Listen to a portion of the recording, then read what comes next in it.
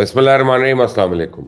Israel में अनकरीब अफरा तफरी फैल सकती है, ये याद रखिएगा। और याद रखिएगा कि ये आपको मैंने बताया, क्योंकि यमनी हौसियों के बाद अब लेबनानी तंजीम हिजबुल्लाह ने भी इसराइल की नाकाबंदी शुरू कर दी है और इसराइल की गैस सप्लाई पर एक कामयाब हमला हुआ है, जिससे इसराइल के अंदर एक एनर्जी बहरान पैदा हो सकता है। इसराइली फौजी हमास और हिजबुल्लाह के खौफ से पागल होना शुरू हो गए हैं और इसराइली फौज इस वक्त कितने हजार जख्मी और पागल हो चुके हैं, इसकी तफसील भी आपको मैं इस वीडियो में दूंगा।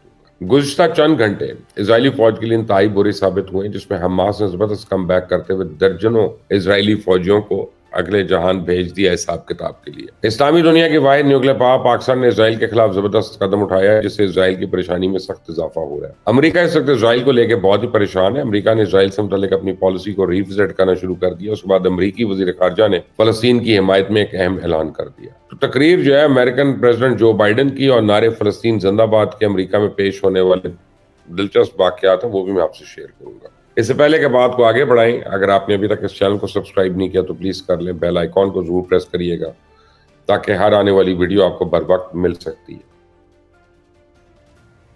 हुआ ये कि तकरीर अमेरिकन प्रेसिडेंट जो बाइडन ने की और नारे फलस्तीन जिंदाबाद के। जो बाइडन सियाह फाम वोटर्स से चर्च में खिताब कर रहे थे कि उस मौके पर बाज शुरका खड़े हो गए और फौरी जंग बंदी के नारे लगाए। उसे जो बाइडन ने मजमे को खामोश कराने की कोशिश करते हुए कहा, मैं आपके जज्बात को समझता हूँ। उन्होंने शुरा को यह भी कहा कि वो इसराइल से बात करें कि गाजा में फौजियों की तादाद में कमी और बिलाखिर फौज वापस बुलाई जाए। तो उस मौके पर मुजाहिरीन का कहना था कि सदर को अगर बेगुनाह फलस्तीनियों का वाकई दुख है तो गाजा में फौरन जंग बंदी कराई जाए। और सदर जो बाइडन की तकरीर के दौरान शुरका जो थे फलस्तीन के हक में नारेबाजी करते रहे। इस वाक़े ने एक बात तो साबित कर दी है कि शातराना साम्राज्यी पॉलिसीज भी इंसान के अंदर के इंसानी जज्बात को बदल नहीं सकती या दबा नहीं सकती। आप देखें, अमेरिकन इंतजामिया की लाख कोशिश के बावजूद अमरीकी अवाम के दिलों में फलस्तीनियों के लिए एहसास, प्यार और मोहब्बत के जज्बात बढ़ते जा रहे हैं। फलस्तीन का मौजूदा तनाज़ा जो है और अमरीका की तरफ से इजरायली मुजालिम की हमायत का और कुछ नहीं तो मिस्टर जो बाइडन का इक़्तिदार का धड़न तख्ता तो जरूर कर सकती है। प्रेसिडेंट जो बाइडन और उनकी काबीना जो है तेजी के साथ अवामी हमायत खो रहे हैं, लेकिन इसके बावजूद अपनी हरकतों से बाज नहीं आ रहे और इसराइल की हमायत जारी रखे हुए हैं। अमरीका इस वक्त इसराइल को लेकर बहुत परेशान है। अमरीका ने इसराइल से मुतल्लिक अपनी पॉलिसी पर नजरसानी शुरू कर दी है। उस बाद अमरीकी वजीर खारजा ने फलस्तीन की हिमायत में अहम ऐलान किया।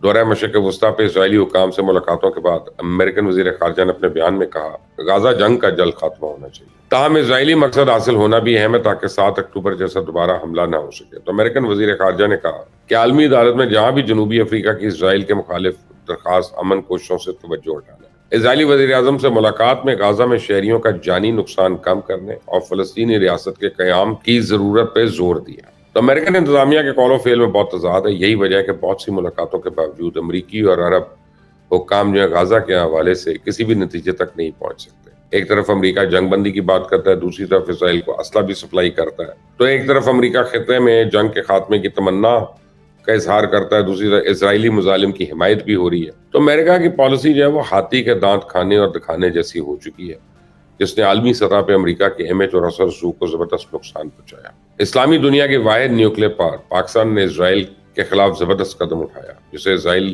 की परेशानी में सख्त इजाफा हुआ है। अक़वाम मुत्तहिदा की जनरल असेंबली में खिताब करते हुए पाकिस्तान के कायम मकाम मुस्तकिल मंदूब जो है उस्मान जदून का कहना था कि पाकिस्तान इसराइल के खिलाफ जनूबी अफ्रीका की आलमी अदालत में जाने का खैर मकदम करता है। और उन्होंने कहा कि आलमी अदालत इंसाफ की मकबूजा फलस्तीनी इलाकों से मुतल्लिक कानूनी मौक़िफ़ का इंतजार है। अब वाज़ेह है कि जनूबी अफ्रीका ने गाजा में फलस्तीनियों की नस्ल कुशी पे इसराइल के खिलाफ आलमी अदालत से रुजू कर लिया था। आलमी अदालत इंसाफ की तरफ से एक्स पर जारी बयान में बताया गया या ट्विटर के ऊपर जारी बयान में बताया गया कि जनूबी अफ्रीका ने इसराइल के खिलाफ अक़वाम मुत्तहिदा की नस्ल कुशी कन्वेंशन के खिलाफ वर्जी का इल्जाम लगाया। तो जनूबी अफ्रीका ने आलमी अदालत इंसाफ से इसराइल के खिलाफ मुकदमा चलाने की दरखास्त की है। पाकिस्तान न सिर्फ इस्लामी दुनिया की वाहिद न्यूक्लियर ताकत है, बल्कि इसका शुमार की दुनिया की बड़ी दिफाई ताकतों में होता है। पाकिस्तान की फौज दुनिया की जदीद तरीन और एटमी हथियारों से लैस एक बड़ी फौज है, जो पिछले एक बड़े अरसे से अपने 100 गुना बड़े दुश्मन से नबर्द आजमा है। इसराइल की बड़ी टेक्नोलॉजी तो है, लेकिन इसी ताकत और पाकिस्तानी फौज की इस फौजी सलाहियत के सामने कम है। इसराइल के जितने भी फौजी हमास के डर से पागल हो चुके हैं, पाकिस्तान के उससे कई हजार गुना ज्यादा फौजी सिर्फ एक इशारे पे वतन और उम्मत के लिए कट मरने को तैयार है। तो पाकिस्तान के इसराइल के हवाले से मौक़िफ़ जो है अमरीकी पॉलिसी के खिलाफ है, जो कि इसराइल के लिए खतरे की घंटी है, क्योंकि पाकिस्तान ने मौजूदा मौक़िफ़ बगैर किसी आलमी दबाव के जुर्मंदाना और असूली तौर पर अपनाया। अमरीका इस दरखास्त के हवाले से जनूबी अफ्रीका को तनकीद का निशाना बना रहा है, जबकि पाकिस्तान जनूबी अफ्रीका के इस इक़दाम की हिमायत और खैर मकदम कर रहा है। اگر دنیا کے کسی بھی فورم پہ اسرائیل اور پاکستان کا آمنا سامنا ہو گیا تو پھر اسرائیل کے لیے مشکلات ہوں گی۔ بہرحال کیونکہ اسرائیل کو پہلے ایران جیسی فوجی طاقت کا سامنا، اور ایسے میں اگر پاکستان جیسی بڑی فوجی طاقت بھی میدان میں کود پڑی تو اسرائیل کے پاس ندامت کے سوا کچھ نہیں بچنا۔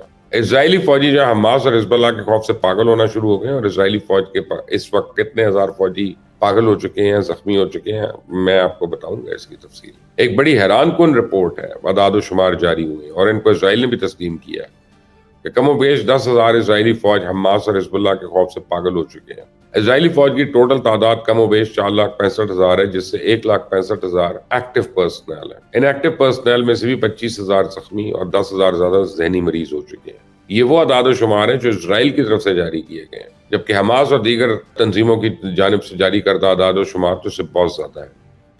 7 اکتوبر سے لے کر اب تک ہزاروں کی تعداد میں اسرائیلی گاڑیاں تباہ اور ٹینک اڑ چکے ہیں، جبکہ ہلاک ہونے والے فوجیوں کے صحیح اعداد و شمار کے بارے میں ابھی تک کسی کو نہیں بتایا گیا۔ تاہم اسرائیل کے بعض فوجیوں نے اعتراف کیا کہ مرنے والے فوجیوں کی تعداد بھی ہزاروں میں ہے۔ تو اسرائیل کے بہت سے فوجی اس وقت لڑنے سے انکار کر رہے ہیں اور بہت سے فوجیوں کا کورٹ مارشل چل رہا ہے، بہت سے میدان جنگ چھوڑ کر بھاگ چکے ہیں۔ تو اگر ان اعداد و شمار کو دیکھا جائے تو حماس کے ساتھ غزہ کے اندر تصادم میں اسرائیلی فوج اب تک 3 مہینے میں اپنی آدھی کے قریب فوج جو ہے وہ گنوا بیٹھی ہے، جبکہ معیشت کا حال ابھی تک اسی طرح ہے۔